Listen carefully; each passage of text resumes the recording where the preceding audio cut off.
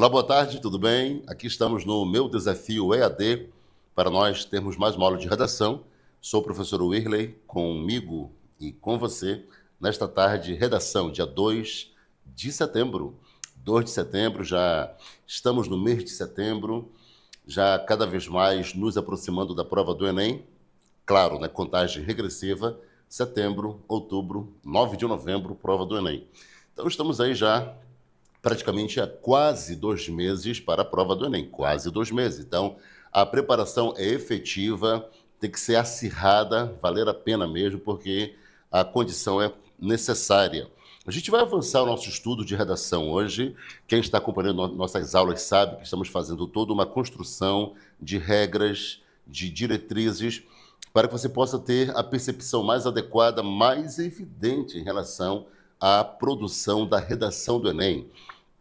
A nossa busca aqui no desafio é pela redação nota 1000. Redação nota 1000. E a gente vai avançar hoje o nosso estudo dentro deste parâmetro, pela busca da redação nota 1000. Perfeito? Então, comigo, o professor Wirley, vamos então avançar nessa condição. A preparação aqui é uma preparação de qualidade. Você sabe, você que acompanha nossas aulas sabe da nossa excelência, do nosso serviço que prestamos com muita alegria, com muita satisfação, e sempre com a qualidade do conhecimento. E sempre com a nossa marca, né? Quanto custa estudar no desafio? Nada. Aqui é gratuito. Como diz a própria expressão popular, é 0800. É 0800. Tudo bem? Então, para você ver que é uma forma de nós darmos acesso à população que necessita de uma preparação para ingressar na vida acadêmica, né? No ensino superior, e sem precisar ficar pagando tanto. Como eu já falei, há cursos aqui em Macapá que para você estudar você paga mais de R$ 1.000. Então, nem sempre todos têm acesso. Por isso que nós fazemos esse projeto de forma gratuita para ofertar a você um ensino de qualidade, um ensino de competência e você, na preparação para o Enem, ter a sua melhor condição de aprendizagem e conhecimento. Nesse caso, nós vamos, então, né? Só vou acessar aqui a sala para a gente ter mais percepção no chat. Vamos, então... Aqui vai, né? Marcione Bentes, boa tarde. Gabriel Matos, boa tarde. Boa tarde, Gabriel. Boa tarde, Marcione. Que bom ter você conosco aqui, vocês conosco. Muito bom mesmo. E Carlos Amorim, obrigado, Carlos Amorim, pelo seu carinho também, né? Aguardando as aulas top. Muito obrigado, Carlos Amorim. Vamos agora aqui à nossa aula de hoje, tudo bem? Então, aqui está, vamos trabalhar ainda as regras. Então, você está no pré-ENEM Desafio, é só colocar essa tela aqui para acompanhar o chat. Então, pré-ENEM Desafio, e vamos aqui, ó, relembrar exatamente o que escrever. Agora a gente vai trabalhar o que escrever, certo? Então, olha só, nós já vimos que quando nós vamos produzir o parágrafo de introdução, que é a proposição, temos que trabalhar a tese e os tópicos frasais. Então, vamos relembrar o que é a tese. A tese constitui a chamada opinião científica. A tese é onde eu apresento a opinião científica. A opinião científica de quem escreve a redação. Então, se eu estou escrevendo, eu apresento a minha opinião científica. Por que opinião? Porque passa pelo caráter subjetivo. É a minha chamada idiosincrasia. Idiosincrasia é o meu jeito de ser, é a minha forma de ver o mundo, é a minha maneira de perceber a realidade. Então, opinião é esse caráter subjetivo, é essa condição idiosincrática. A palavra parece interessante, não é? Uma palavra diferente, idiosincrasia, idiosincrático. Mas guarde essa palavra aí, uma palavra muito boa para enriquecer o seu vocabulário. A idiosincrasia é o nosso jeito de ser. O caráter idiosincrático é nossa maneira de ver a realidade, de contemplar a vida, o mundo, as coisas que há. Nesse caso, então, opinião porque passa pelo meu olhar, é a minha maneira de ver. Por isso que a redação é única.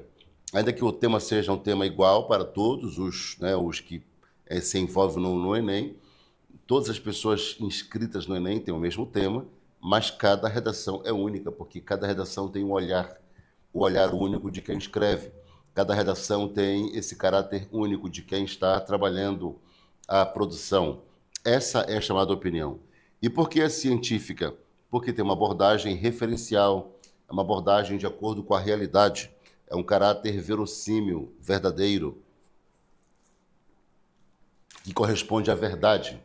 Então, nós temos esse caráter subjetivo, que é a opinião, e temos a abordagem referencial, que é o aspecto científico.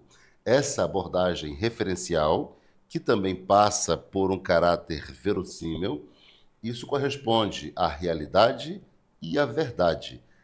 A abordagem referencial é a realidade, o caráter verossímil de acordo com a verdade. Então, a minha opinião não pode ser embasada em qualquer fator. Ela tem que ser embasada mediante a realidade e, sobretudo, com base na verdade. Porque o corretor, ele vai julgar o que eu escrevi, ele vai perceber se aquela minha frase tem uma aplicação correta, aquela citação teórica que eu usei na minha abordagem, se ela tem uma aplicação no contexto temático, se tem validade, se é de fato verdadeira, se eu não inventei. Então é todo um processo realmente de validação. Por isso que a opinião tem que ser científica, não é uma opinião qualquer. É opinião porque passa pelo meu olhar, mas é científica porque tem a correspondência da verossimilhança, a correspondência da referência, da realidade. Essa é a tese, tudo bem? Aí a tese tem a chamada também, além da tese, tem um chamado tópico frasal. O tópico frasal constitui o fator argumentativo. É o fator argumentativo. Se a tese é a opinião científica de quem escreve, o tópico frasal é a abordagem argumentativa. Essa abordagem argumentativa, ela se relaciona com o aspecto da própria argumentação. Então, a argumentação é a capacidade de discutir por meio da apresentação e contraposição de razões. Então, eu apresento uma razão e faço a contraposição dessa mesma razão. É a chamada abordagem por causa e consequência, ou por argumento e contra-argumento, ou por aspecto histórico e aspecto contextualizado, é aspecto histórico de repente remoto e contextualizado presente, passado e presente, confrontando. Esse aspecto, então, de argumentação é um aspecto muito válido. E no parágrafo de introdução, que é a chamada proposição, eu faço a apresentação desses dois tópicos. Eu apresento o tópico da tese, que é a opinião científica, e a argumentação, que é o chamado caráter da abordagem do tópico frasal. Vamos ver então, vamos lá, vamos a uma proposta real aqui, tudo bem? Um tema real e uma redação real para você ter uma referência. Desculpem. Então, olha só, vamos aqui ao tema, não é? Então, sendo assim, a introdução está aqui, olha, a introdução, no parágrafo de introdução, deve-se apresentar, expor a tese e os tópicos frasais.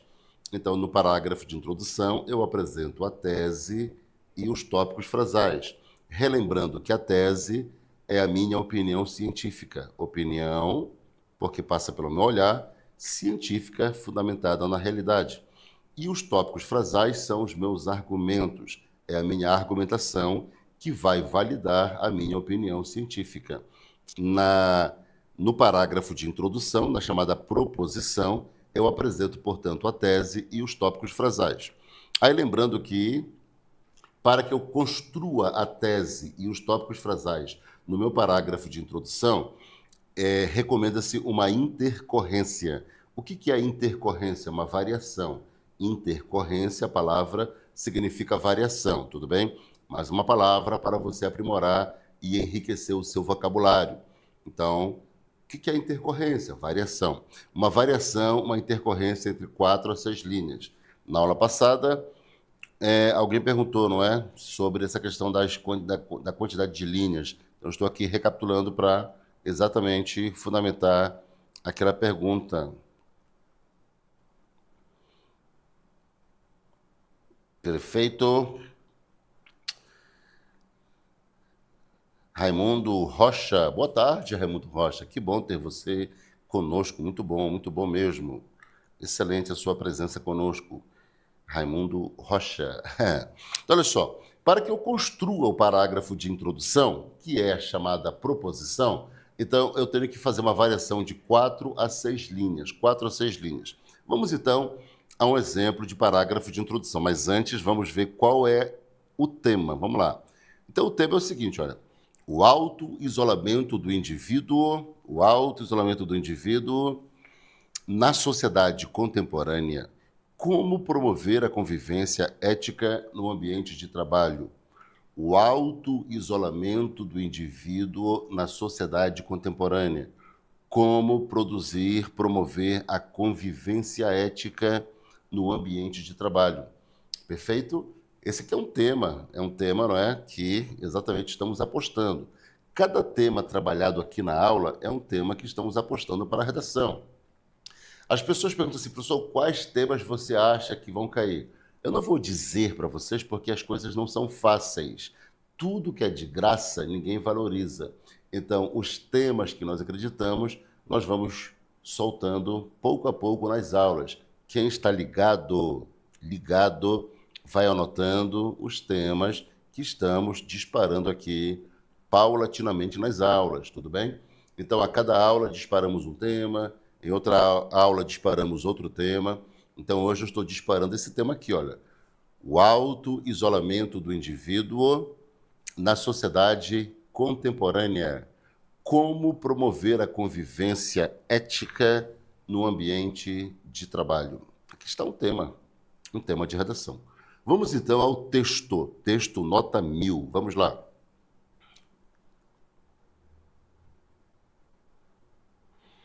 Vamos lá então, tudo bem? Olha só. A sociedade contemporânea, o parágrafo de introdução, vem se olvidando dos parâmetros de convivência como resultado basilar do processo de auto-isolamento interpessoal. No entanto, é evidente que o comportamento harmonioso tem sido pleiteado como necessidade singular no ambiente profissional.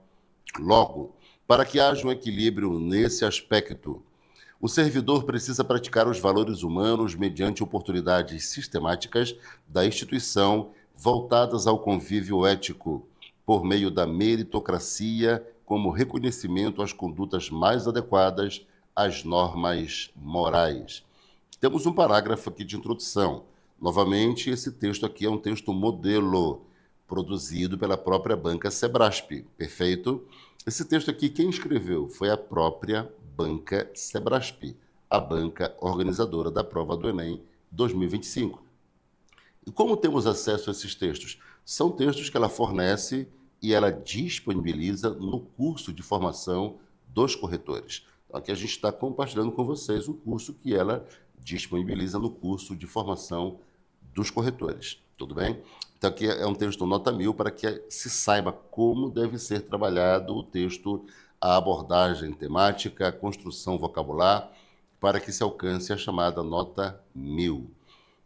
Antes que a gente mostre aqui a tese e os tópicos frasais, eu quero relembrar com você a respeito do tema, tudo bem? Nós falamos que o tema, para que você não cometa o erro de tangenciar o tema. O que é tangenciar o tema? É quando você trabalha uma abordagem fora daquilo que o tema sugeriu. Por exemplo, se alguém perguntasse para você assim, qual é o tema dessa redação? Aí você falaria assim, convivência ética.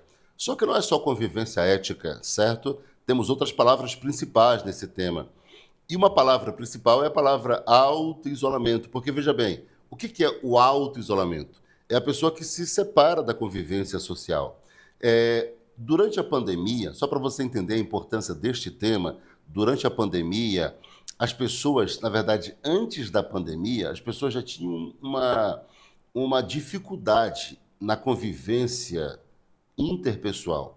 Então, muitas pessoas, por condição psicológica, por condição de timidez, por condição de até transtornos, não é? A pessoa se isolava, a pessoa já se isolava.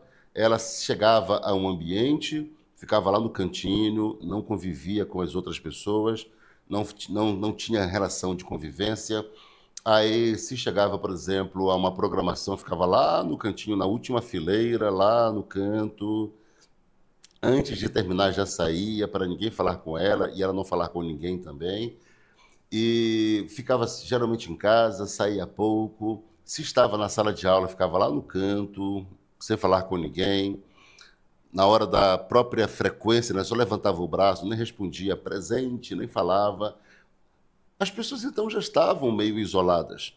Quando ocorreu a pandemia, pelos decretos de lockdown e pela própria condição de isolamento para evitar a transmissão do vírus, as pessoas se isolaram muito mais. O aspecto que foi determinado pela Organização Mundial da Saúde para que não fosse ampliada a contaminação do coronavírus foi um processo de isolamento. Então, quem era contaminado se isolava dos demais, como no passado, quando uma pessoa tinha, por exemplo, a lepra. A lepra, a pessoa leprosa também era isolada da convivência. Então, relembrando lá no passado a lepra e outras doenças contagiosas, então também tivemos esse isolamento. Pós-pandemia, então tivemos a pandemia, pós-pandemia, as pessoas mantiveram esse comportamento de se auto-isolarem. Então, hoje nós temos uma tendência muito forte, muito efetiva nesse aspecto do auto-isolamento. Isso preocupa já instituições, preocupa sistemas, porque o que, na verdade, configura a sociedade é a convivência. Sociedade não é uma quantidade de pessoas. Quantidade de pessoas é população, não confunda. Não confunda população com sociedade. A quantidade de habitantes, então são 750 mil habitantes, isso é população.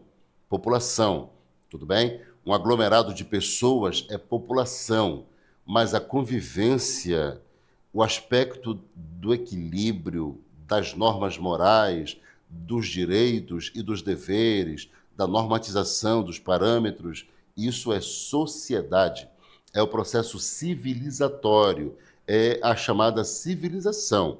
Então, essa convivência, essa condição de relação interpessoal, isso é o que configura a sociedade. E se tivermos pessoas muito isoladas, pessoas muito separadas, nós estamos desconfigurando, desconstruindo o processo social. Essa é a preocupação.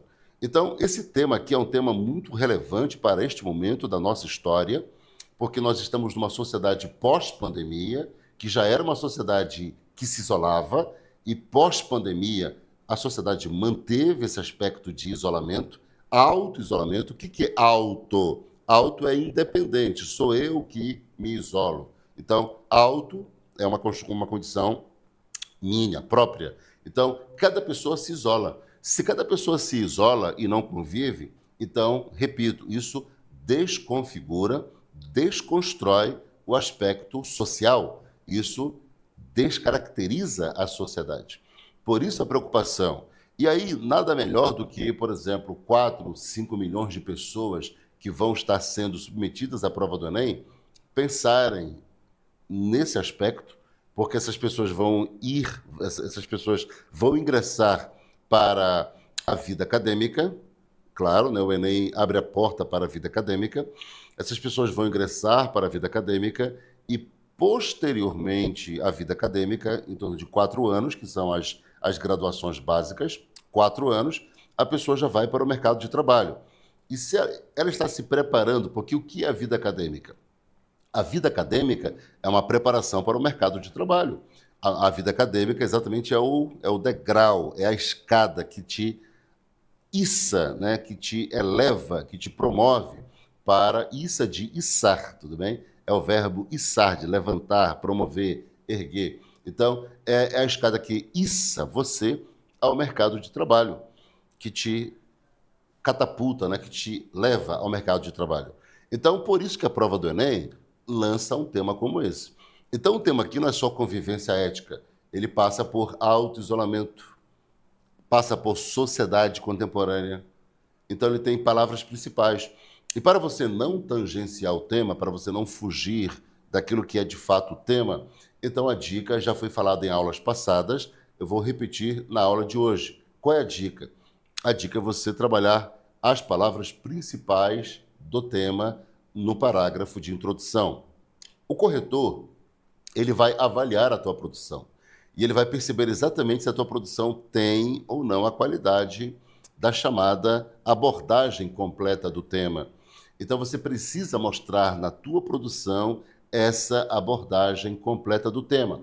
Como é que você faz a abordagem completa do tema? Você pega o próprio tema da redação e verifica as palavras principais desse tema.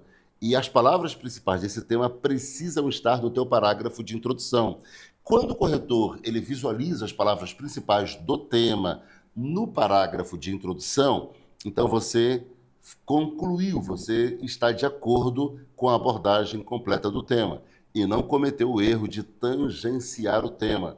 Tangenciar o tema é a fuga parcial ao tema, apenas abordar uma parte do tema e não completamente.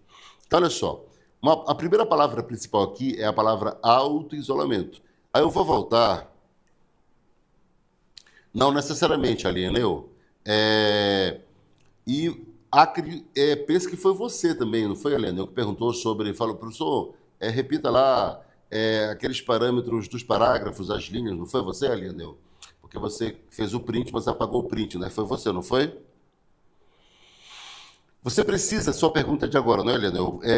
Tenho que escrever, né, corretamente, ou devo escrever corretamente as palavras estrangeiras?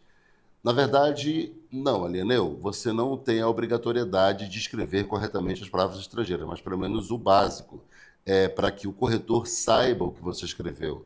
Não dá para você usar uma palavra estrangeira de forma totalmente errada, senão o corretor não vai entender. A pessoa que corrige não vai entender o que você escreveu. Aí isso vai gerar um erro. Se você, de repente, escreve uma palavra estrangeira errando um R, errando um H, que dê para entender, tudo bem. Agora, veja bem, a razão pela qual você vai escrever a palavra estrangeira, só se for uma citação teórica, o nome de um autor, mas não vale você escrever uma palavra estrangeira só por escrever, porque para o manual de correção, o texto deve ser produzido em língua portuguesa. Então, eu não posso escrever uma palavra estrangeira só para, no meio do meu texto lá, só para fazer, de repente, graça, para fazer o embelezamento. Não posso, tudo bem? Não pode. Se você usar uma palavra estrangeira para tentar embelezar o texto, isso vai eliminar nota da sua pontuação, porque o texto tem que ser totalmente em língua portuguesa. Não pode nenhuma outra língua, a não ser língua portuguesa. Quando ou como eu posso usar uma palavra estrangeira? Se for o nome do autor, o autor for um autor inglês, um alemão, um espanhol, um italiano, um francês, aí eu posso usar o nome do autor, aí eu posso errar o nome dele, porque eu não sou obrigado a saber, mas que eu saiba pelo menos o básico do nome. Por exemplo, a palavra Nietzsche, né? O filósofo Nietzsche. Eu não sei escrever Nietzsche. Eu sei, estou só brincando, né? Eu sei. Eu não sei escrever, então eu vou escrever Nietzsche, N-I-T-E ou N-I-T-I. Aí fica complicado, de repente, o corretor imaginar que aquele ali é um Nietzsche. Mas não vai retirar nota, tudo bem? Não vai retirar o nome do autor. Se a frase dele também tiver uma palavra inglesa ou francesa ou espanhola, tudo bem. Então, se dentro da frase do autor e se o nome do autor tiver a presença de palavra estrangeira, ok. Se não, não pode escrever palavra estrangeira. Então, Alieneu, eu já comecei a mostrar aqui, tudo bem? Só para você perceber, tá aqui, olha, só para você relembrar, tá aqui, olha. Então, no parágrafo de introdução, de 4 a 6 linhas, está certo? Você queria relembrar os parâmetros de linhas? Então, aí estou recuperando para você e para os demais colegas também que estão aqui na nossa sala e que irão assistir depois esta aula de redação. Então, de 4 até 6 linhas. No parágrafo de introdução, mínimo 4 linhas, 5 ou 6. Tudo bem? Aí, o tema está aqui, não é? Está aqui o parágrafo de introdução, que a gente já leu. Aí eu estou mostrando agora como você faz para não tangenciar o tema. Nós já mostramos isso antes, eu estou apenas recapitulando, eu estou ratificando para reforçar a aprendizagem. Então, você vai perceber as palavras principais do tema, e essas palavras obrigatoriamente precisam estar no teu parágrafo de introdução. Uma palavra principal, autoisolamento. Aí eu vou para o parágrafo de introdução. Cadê a palavra? Está ali, ó, autoisolamento, correto? Então ela está no meio está no contexto, está no contexto. Eu não vou fazer a mesma sequência frasal, não. Eu vou variar e vou usar a palavra no contexto, ou seja, no meio do parágrafo. Vou usando a palavra, de acordo com o meu texto também. Eu volto para o tema. Qual é a outra palavra principal desse tema aqui? Sociedade contemporânea, certo? Esse aspecto do autoisolamento nesta sociedade contemporânea. O que é a sociedade contemporânea? O que é contemporânea? É atual. Contemporânea é sinônima de atual. Sociedade atual, sociedade contemporânea. Só que a palavra atual foi muito já usada, muito banalizada. Então eu sugiro você usar a palavra contemporânea, tudo bem? Outra palavra-chave é sociedade contemporânea. Então, vou aqui para o tema e ali está sociedade contemporânea, correto? Eu volto para o tema. Outra palavra-chave é convivência ética. Convivência ética. Eu vou para o parágrafo de introdução e lá está convívio ético. Veja bem, né? Já não está convivência, teve uma leve alteração. Pode? Com certeza pode. Altera, mas o corretor percebeu que você usou a temática da convivência ética no aspecto convívio ético, porque convívio é convivência, ético é ética, então temos a mesma significação.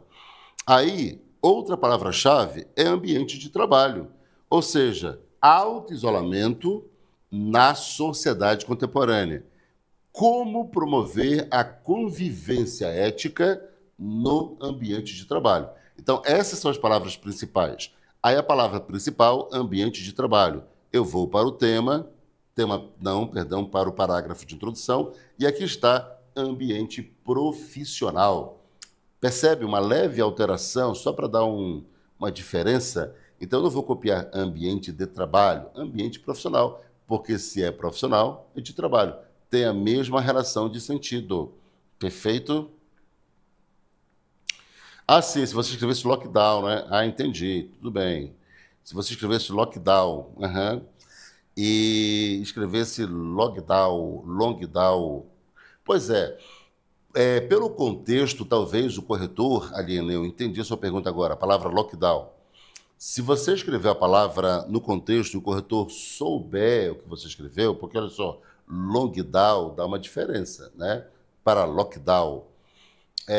Mas se no contexto ele souber que a palavra que você quis dizer fosse lockdown, ele não vai corrigir, porque existe uma aceitação. O manual de correção, ele tem uma chamada condescendência, ele tem uma espécie de margem de aceitação dessas falhas gráficas das palavras estrangeiras, tudo bem? Mas se o corretor não entendeu a palavra, se a pessoa escreveu tão diferente que ele não entendeu, aí sim vai ser penalizado. Está bem? Então, se o corretor conseguiu entender que a palavra era aquela, ok, ele não penaliza a nota. Mas se ele não entendeu, aí ele penaliza porque a palavra ficou irreconhecível. Não sabe qual é a palavra. Então, sem sentido, perda de sentido, aí perda de nota. Aí sim é penalizado. Então, olha só. Aqui temos, então, no parágrafo de introdução, o uso das palavras principais do tema. Então, aqui você tem todas as palavras principais do tema: auto-isolamento, sociedade contemporânea, convivência ética, ambiente de trabalho. Essas são as palavras principais, as chamadas palavras-chave, tudo bem? Não vou usar todas as palavras do tema, não, só as principais. O tema todo é o auto-isolamento do indivíduo na sociedade contemporânea. Como promover a convivência ética no ambiente de trabalho. Esse é o tema. Palavras principais: auto-isolamento, sociedade contemporânea, convivência ética, ambiente de trabalho. Aí essas palavras principais estão aqui, corretamente no parágrafo de introdução. É assim que se faz, é dessa abordagem aqui, que se faz para que não se cometa a chamada fuga ao tema ou tangenciar o tema. Essa é a técnica. Você destaca as palavras principais do tema e usa no próprio parágrafo de introdução. Está aqui, ó. Você destaca as palavras principais no tema e usa todas as palavras principais do tema no parágrafo de introdução. O corretor viu isso, você não terá a nota descontada, penalizada pelo erro chamado de tangenciamento. Você não tangenciou. Certo? Vamos lá, então. Olha só. Nesse caso, está aqui o parágrafo de introdução, não é? Aqui ele, ó. Aí, lembrando que na introdução, você vai apresentar, expor a tese. Apresenta, expõe a tese. A tese e os tópicos frasais. O que eu escrevo no parágrafo de introdução? Escreve a tese e os tópicos frasais. A partir daquele tema, vamos à tese. A tese é a afirmação, é a opinião científica de quem escreve. Aqui está a tese, olha. A sociedade contemporânea vem se olvidando dos parâmetros de convivência como resultado basilar do processo de auto-isolamento interpessoal.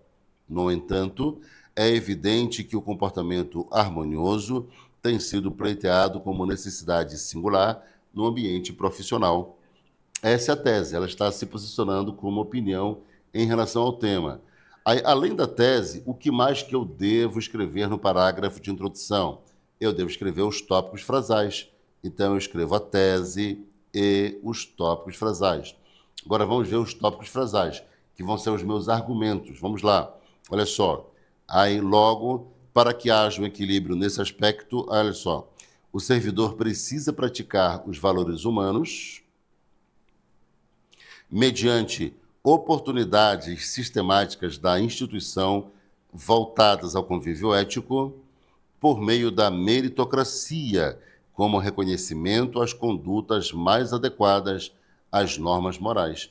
Então, eu tenho aqui a tese, para você ter uma visão mais organizada, eu trabalhei com cores, então, em amarelo, a tese, e nas cores azul, laranja e verde, os tópicos frasais. Aí, quantos tópicos frasais há neste parágrafo, nesta introdução? 3. Então, azul é um tópico, laranja é outro tópico e verde é outro tópico. Então, você tem 3 cores, além da amarela, só que a amarela já é a tese. Então, aqui são os tópicos. Aí você percebe que a introdução, ela começa pela tese, certo? Começa pela tese. E, além da tese, nós temos o processo dos tópicos frasais. Então, eu tenho tese e tópicos frasais. Isso é o que eu escrevo no meu parágrafo de introdução. Quantas linhas? 4 até 6, certo? Até 6. Então, eu produzo o parágrafo. Olha só, neste momento, eu não vou entrar com citação, não vou entrar com exemplos, não vou trabalhar com referências, estatísticas, índices, não. Aqui eu apresento, eu exponho a minha tese, aqui que eu falo do parágrafo de introdução.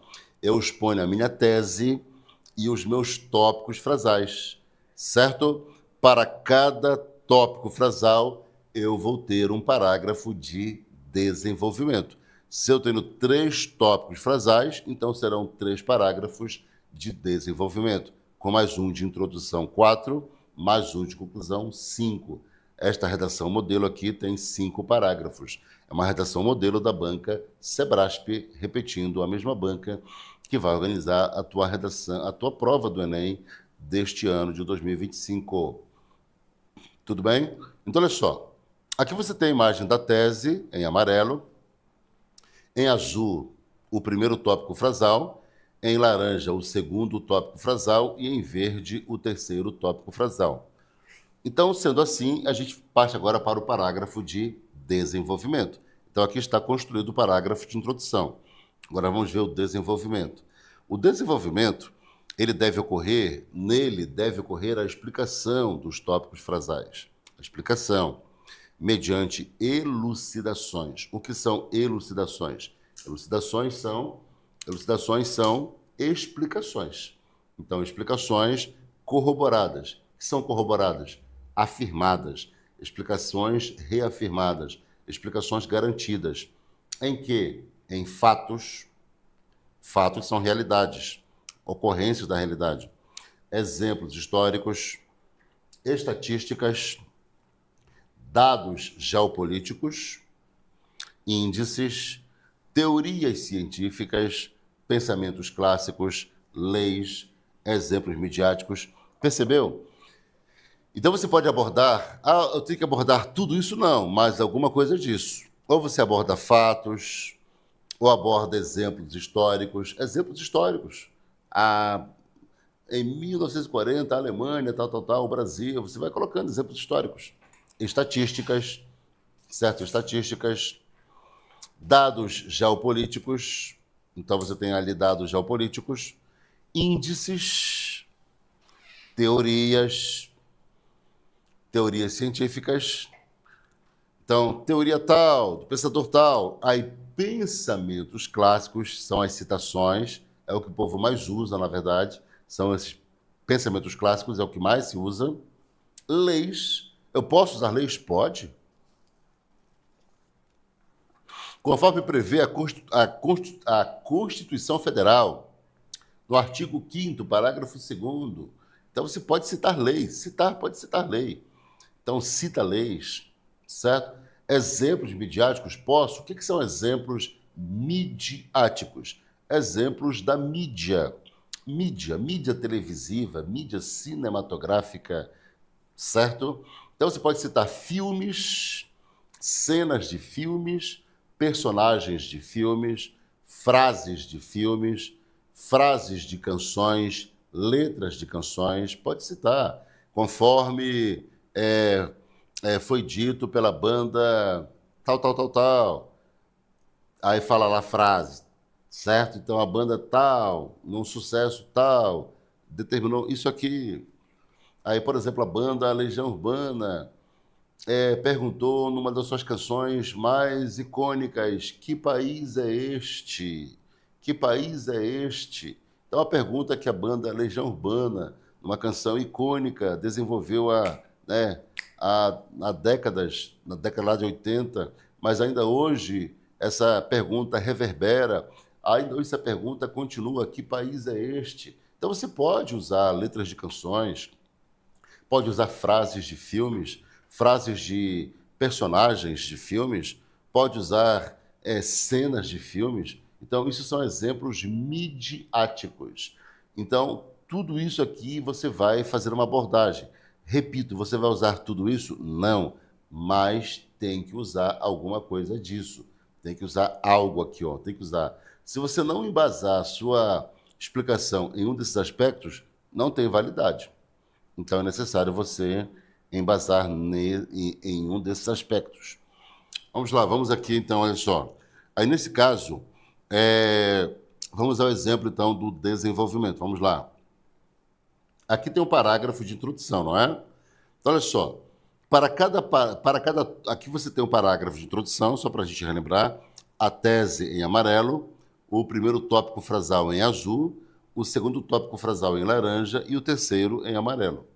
Só para você relembrar, então, os parágrafos de desenvolvimento, eles vão trabalhar as explicações dos tópicos frasais.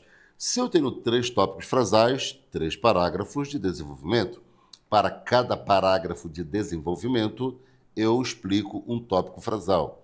Então, sendo assim, qual é o primeiro tópico frasal? Deixa eu apagar aqui as cores e ficar só com a cor do primeiro tópico frasal. O primeiro tópico frasal é o tópico que está em azul. Então, eu apago todos e fico com ele. Vamos lá? Está aqui, né? Deixa eu apagar, está aqui, ó.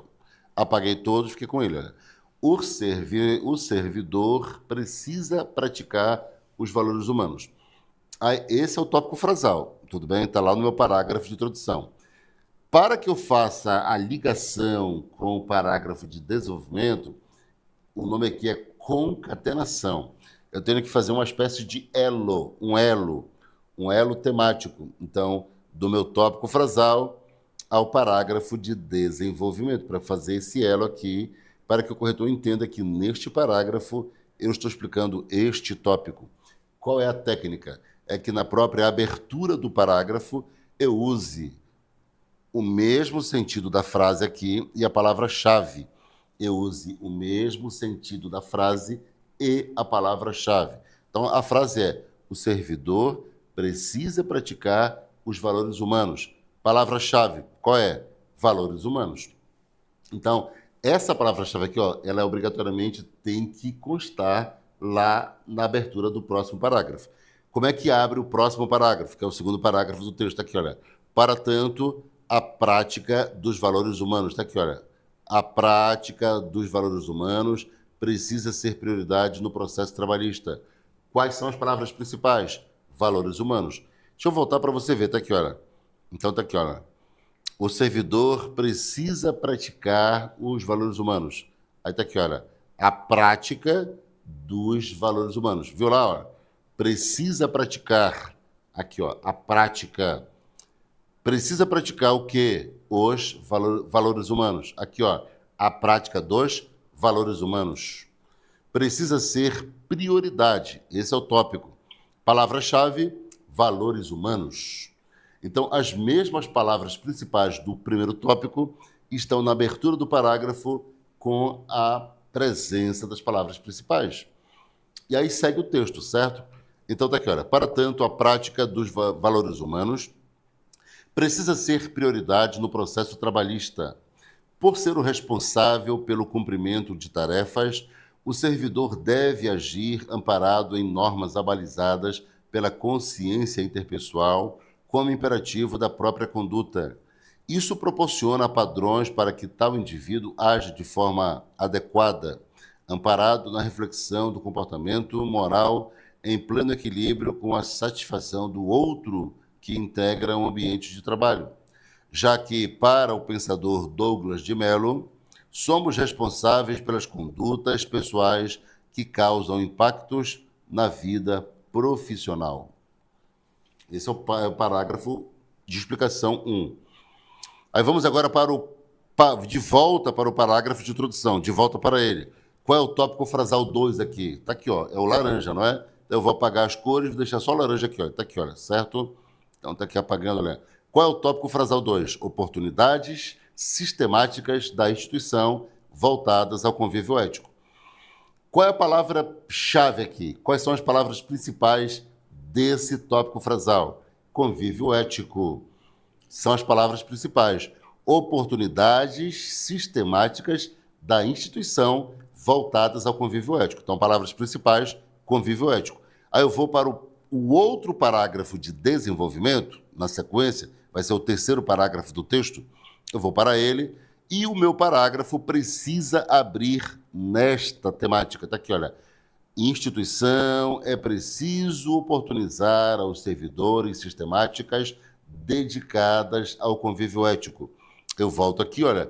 Quais são as palavras principais? As palavras-chave, convívio ético. E aqui está, ó. Cadê as palavras-chave? Convívio ético. Só lembrando que o plural de palavra-chave é palavras-chave, tudo bem? Você escutou falando assim, né? Tá errando. Não, meu amigo, é assim mesmo, palavras-chave. Porque chave é um substantivo que está funcionando como adjetivo. E toda vez que o substantivo funcionar como adjetivo de outro substantivo, ele fica invariável na concordância de plural. Essa é a regra gramatical, tudo bem? Então, as palavras-chave lá, convívio ético. E aqui no parágrafo, palavra-chave, convívio ético. Vamos à leitura. Quanto à instituição, é preciso oportunizar aos servidores sistemáticas dedicadas ao convívio ético. Nesse sentido, uma pesquisa atual do Ministério do Trabalho indica que 75% das instituições públicas não promovem ações sistêmicas para combater as práticas antiéticas. Dessa maneira, as principais áreas afetadas envolvem problemas na comunicação com os clientes, com outro setor e em âmbito administrativo. Com isso, os funcionários cumprem funções infringindo principalmente o princípio da humanização. Então, aqui está a temática voltada à explicação do convívio ético. Aí eu volto para o parágrafo de proposição, chamado também de introdução, volto para ele, e eu vou verificar agora qual é o terceiro tópico frasal. Qual é o terceiro tópico frasal? Em verde, está aqui, olha. meritocracia, como reconhecimento às condutas mais adequadas às normas morais. Então, qual seria aqui uma palavra principal nesta temática? Seria qual?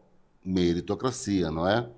A palavra meritocracia. O que é meritocracia? É o reconhecimento pelo mérito. Então, se eu estou falando de ambiente de trabalho, a pessoa que executa a sua função com responsabilidade, assiduidade, pontualidade, competência, então ela tem todo o mérito satisfatório. A empresa reconhece a pessoa com o mérito. Ela tem um mérito. Mas e aí? Eu só reconheço, não faço nada? Então tem que ter algum incentivo. Então, meritocracia trabalha incentivos para que se fomente o mérito. Então, o que as empresas fazem, que você deve ter visto já por aí, é colocar a foto da pessoa, funcionário do mês. Coitado, né? Só a foto ali na parede. Mas cadê um salário a mais? Cadê um bônus? Recebeu o salário, está aqui um bônus. É isso que vale, não é? Poxa, um bônus, um valor a mais no bolso seria tão interessante. Um dia de folga, você trabalhou perfeitamente bem, parabéns, está aqui um dia de folga para você. Aí, por exemplo, no serviço público existe essa meritocracia. É o chamado quinquênio. O que é o quinquênio? É quando o servidor cumpre 5 anos, por isso que é quinquênio de 5, não é quinquênio, tá? É quinquênio. Essa é a pronúncia. Quinquênio. Tem pessoas que esquecem essa pronúncia do QI, não é? Na palavra tranquilo, aí falam tranquilo. Como é que está a vida? Está tranquila. Não está tranquila não, meu amigo. Fale direito, tranquilo. Então, olha só. Moisés Passos, cheguei.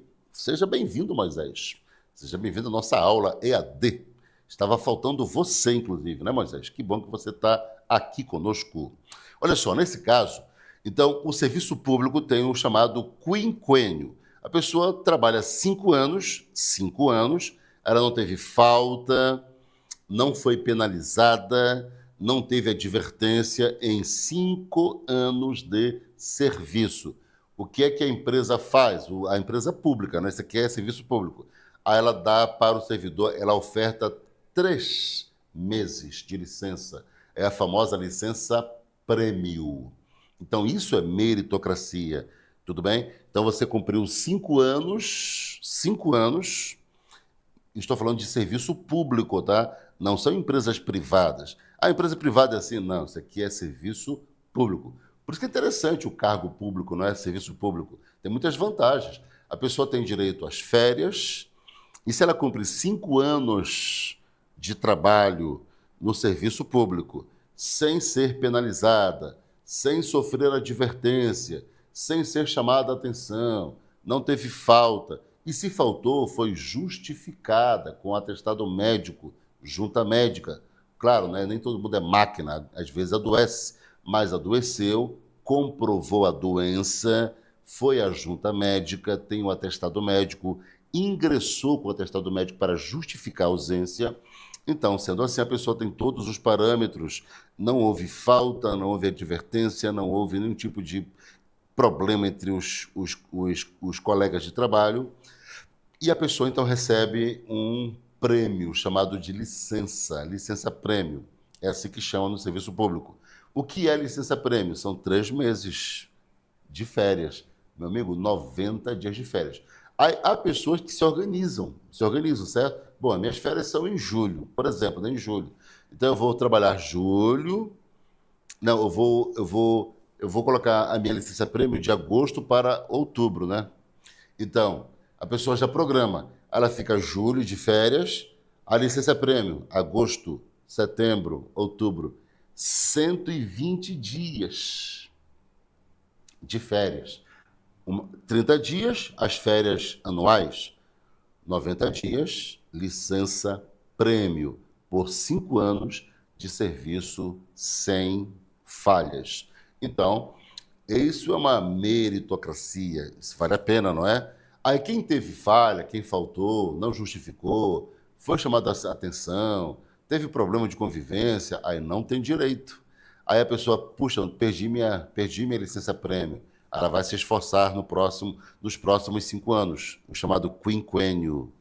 Então, para você ver que a meritocracia é importante, porque isso incentiva, motiva o servidor a melhorar, a ser mais, certo, mais ético, a ser mais atento ao outro, ao próximo, a si e ao próximo, aos deveres e aos direitos. Então, eu reclamo pelos meus direitos, mas tenho que cumprir os meus deveres. Não é só pedir que respeitem os meus direitos, eu tenho que respeitar os deveres para com os outros. Então, por isso são deveres e direitos. Eu cumpro o meu dever para com os outros e assim eu permito que os outros cumpram os seus direitos para comigo. Esse é o caminho, esse é o feedback, esse é o vai e vem, porque as pessoas querem hoje só os meus direitos. Ah, os meus direitos e os seus deveres. Correto? Nesse caso, então, olha só, meritocracia como reconhecimento às condutas mais adequadas às normas morais. Meritocracia é a palavra-chave. Aí eu vou para o próximo parágrafo de desenvolvimento. Onde está o tema aqui? O tema não, o tópico frasal. Está aqui, olha, a meritocracia, a palavra-chave, meritocracia. Vamos ler então todo o parágrafo. Sob esse prisma, pois é, né? Está aqui, o Raimundo Rocha colocou aqui para nós, não é? Ele colocou, verdade, professor, alguns patrões até ofendem o trabalhador com essas atitudes para reconhecer o mérito. Pois é, exatamente. Até ofende o trabalhador, né, com essa atitude para reconhecer o mérito. É, Raimundo, é verdade. Olha só, vamos lá então, vou reler aqui. Sob esse prisma, para reverter o cenário do alto isolamento interpessoal, a meritocracia deve legitimar os comportamentos éticos envolvidos na satisfação da comunidade profissional. Além disso, o ambiente de trabalho deve garantir o usufruto de posturas adequadas para que os trabalhadores sejam responsáveis em conduzir suas ações com base em bons princípios. Nesse aspecto, a convivência manterá, sobretudo, as normas morais como âncora comportamental do ser humano e de seu meio. Temos então aqui a temática do tópico frasal. Aí agora vamos para o que eu vou escrever no parágrafo de conclusão. Olha só, a conclusão, não é? A conclusão deve reafirmar a tese e, pelo princípio dissertativo, deve resultar em uma proposta de intervenção sobre a temática tratada no texto. Então, olha só, na conclusão, eu vou trabalhar a tese, reafirmando a tese. Aquela tese que foi escrita lá no parágrafo de introdução. Então, lá na introdução, no parágrafo de proposição, eu registrei a tese. A tese é a opinião científica de quem escreve. Foi registrada a tese lá. Aí, nesse fato agora, eu registro a tese e os tópicos frasais. Em cada parágrafo de desenvolvimento, eu vou explicando os tópicos frasais. Quando eu avanço para a conclusão, qual é a prerrogativa da conclusão? É que eu reafirme a tese. Então, aquela tese que foi apresentada lá no início da introdução, eu vou reafirmá-la agora no começo da conclusão. Então, eu reafirmo a tese. E pelo princípio dissertativo, eu vou apresentar também a minha proposta de intervenção. A proposta de intervenção vai ser trabalhada mediante aspectos que são obrigatórios na condição temática. Mas antes de vermos os aspectos, antes de relembrarmos os aspectos, certo? Só para nós percebermos aqui como é que funciona o processo da tese. Então, olha só, para nós escrevermos a tese, então nós usamos uma média de 5 a 8 linhas. Viu, Alieneu? Você que estava, né, querendo saber novamente a quantidade de linhas. Então, no parágrafo de introdução de 4 a 6, aqui na conclusão de 5 a 8. Anotem aí para que vocês possam ter essa evidência. Então, de 4 a 6 no parágrafo de introdução, 4 a 6 linhas. E no parágrafo de conclusão, de 5 a 8 linhas, tá? Tudo bem? Então, olha só, nesse caso, então, não é? E os parágrafos de desenvolvimento? Uma quantidade superior à soma das linhas da introdução com as da conclusão. Então, se a introdução tem 4 a 6 linhas, a conclusão tem de 5 a 8 linhas. 5 a 8 linhas. Vamos, então, ao exemplo do parágrafo de conclusão. Está aqui, olha. Com efeito, a ética profissional deve pautar a conduta do trabalhador em seu meio profissional. Dessarte, a instituição deve promover reflexões que amparem a concepção de que o sucesso não é individual, sendo resultado de uma prática coletiva em que um deve se preocupar com a felicidade do outro. Assumindo tal princípio qualitativo, a entidade vai alcançar respostas por meio de intervenções que solucionem impasses às ações que se apresentam contrárias aos valores morais, proporcionando o bem-estar integral para todos os que compõem o ambiente de trabalho. Então, aqui temos uma conclusão, certo? Aí, de acordo com o aspecto aqui, a conclusão deve reafirmar a tese. Reafirmar a tese. Então, essa reafirmação da tese, aqui está, não é? Ela acontece aqui, olha. Olha assim, olha. A ética profissional deve pautar a conduta do trabalhador em seu meio profissional. Então, a ética vai pautar a conduta do trabalhador em seu meio profissional. Então, estou aqui confirmando o que foi dito lá no início da introdução, no início do texto. Estou reafirmando. O que foi dito no início do texto? Vamos lá, só rever aqui rapidinho. Vamos só rever aqui, tentar rever, não é? Só para a gente rever aqui. Está aqui, olha, vê aqui, olha. Em amarelo, né? A sociedade contemporânea vem se olvidando. Olvidando é deixando de cumprir. Olvidando é deixando de cumprir. Vem se esquivando, seria a forma sinônima. Então, a sociedade contemporânea vem se olvidando dos parâmetros de convivência como resultado basilar do processo de auto-isolamento interpessoal.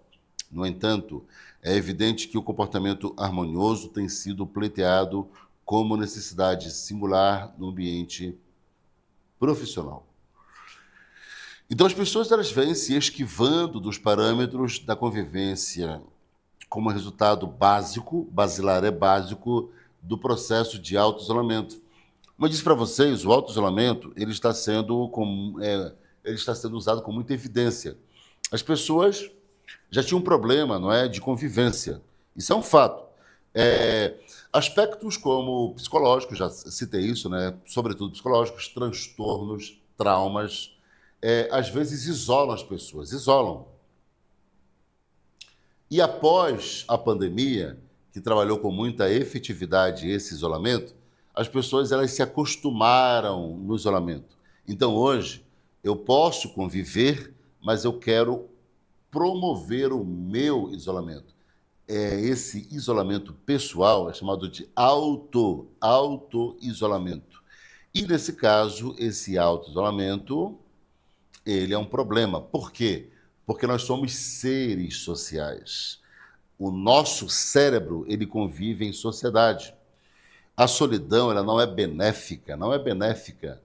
Não é à toa que, desde os estudos básicos da vida humana, o homem, o ser humano, ele vive em grupos. Até os nômades, que são andarilhos, eles vivem em grupos, ninguém vai andar sozinho, eles andam em grupos. Então, esse fato de estarem em grupos é um fato que determina o nosso caráter, o nosso caráter, a nossa essência humana, que é baseada no convívio, na convivência. Então, se as pessoas se isolam por conta própria, isso desconstrói a sociedade. Tudo bem? Então, nesse caso, a tese, ela diz isso, não é? Ela diz que a sociedade tem se esquivado, olvidando dos parâmetros de convivência, como resultado do processo de auto-isolamento. No entanto, é evidente que o comportamento humano harmonioso tem sido pleiteado como necessidade de singular no ambiente profissional. Aí, lá na conclusão, que a gente viu aqui na conclusão, está aqui, ó, que é a reafirmação da tese, está aqui, olha, com efeito, está reafirmando a tese. Com efeito, a ética profissional deve pautar a conduta do trabalhador em seu meio profissional. Então, a ética deve pautar a conduta do trabalhador em seu meio profissional. Então, aqui está confirmando, está ratificando que a conduta das pessoas no ambiente de trabalho tem que ser mediante a ética. A ética é o respeito, a ética é a percepção das normas morais. Eu respeito as suas normas e, por isso, respeite as minhas, nesse sentido. Então, nós temos princípios éticos de convivência, certo? Então, é ético você falar com a pessoa quando você chega ao ambiente, é ético você dizer bom dia, boa tarde, boa noite. A pessoa chega calada, os outros estão ali, ela chega calada, não fala com ninguém, senta em seu local de trabalho sem falar com ninguém. Se alguém vai falar com ela, ela já responde, já resmunga. Isso não é ético. Isso é má educação. Isso é grosseria. Isso é estupidez. Você chegar e falar com alguém dando bom dia, boa tarde, isso é o mínimo da ética possível, não é verdade, gente? Então, nesse caso, olha o Elieneu, né?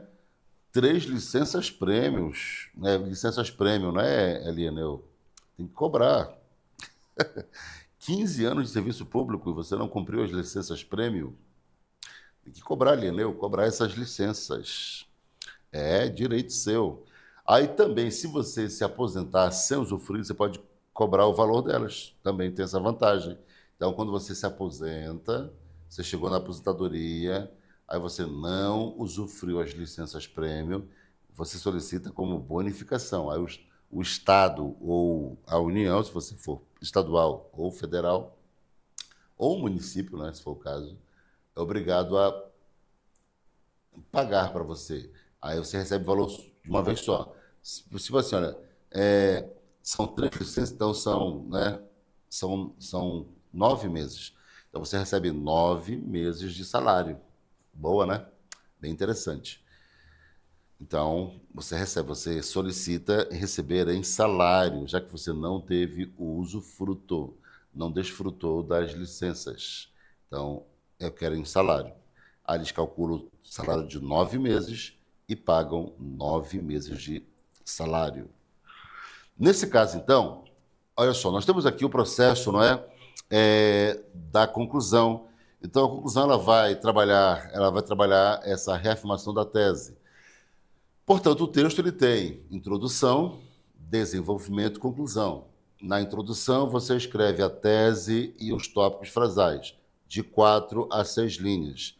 Em cada parágrafo de desenvolvimento, você explica os tópicos. Explica o tópico 1, o tópico 2, vai explicando nos parágrafos.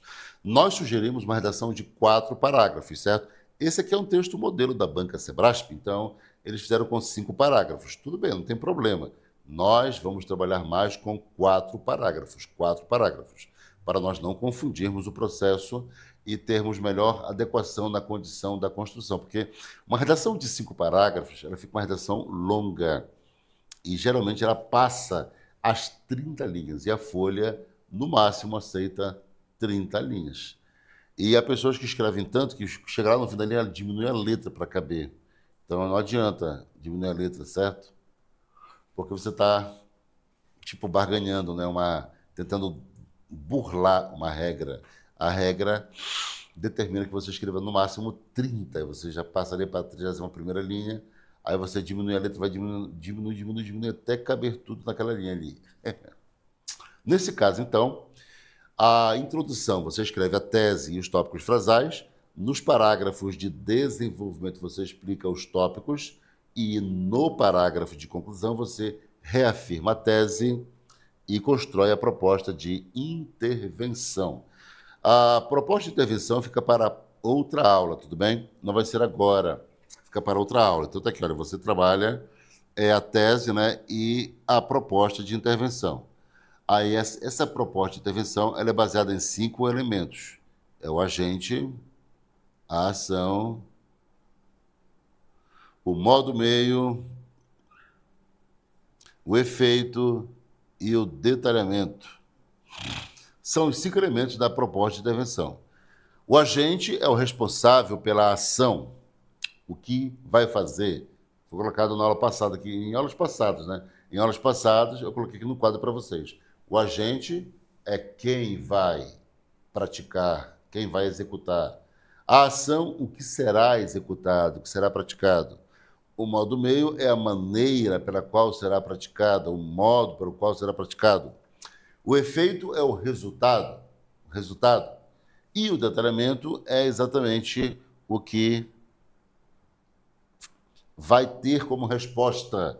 Então, qual é a solução? É o efeito. E o detalhamento vai ser uma ampliação. A banca Sebrasp gosta que amplie a ação. Então, eu escrevo o agente, a ação, o agente, quem vai executar, a ação, como será a execução, o modo meio, a maneira pela qual a execução vai ocorrer, o efeito, qual o resultado desta execução, qual a resposta da execução. Aí, o detalhamento eu vou ampliar um desses 4. A banca Sebrasp ela gosta que amplie a ação. Então, vamos treinar aqui ampliando a ação. A ação é o modo, né? É o que vai fazer, é a atitude que vai ser estabelecida para corrigir aquele problema, porque todo tema de redação traz um problema social. Aí, na próxima aula, a gente trabalha esses aspectos, tudo bem? Chegamos ao nosso fim de aula hoje, agora, nesta tarde. Eu quero agradecer aqui de forma muito especial a você que está conosco, a Alieneu, Raimundo, Moisés, Neuma Aguiar, quem mais? Raimundo Gabriel, Raimundo Rocha, né? Gabriel Matos, Marcione Bentes, Carlos Amorim. Muito obrigado a você que esteve conosco na aula. Só aguarde um pouquinho, um brevíssimo intervalo, só para troca aqui de professores, e você já vai continuar na nossa tarde de aula com História. Professor Guara, excelente aula de História. Aqui meu abraço, professor Wirley, de redação, e continue com História, professor Guara, nossa máquina da história mundial. Deus abençoe, até a próxima aula. Tchau, tchau.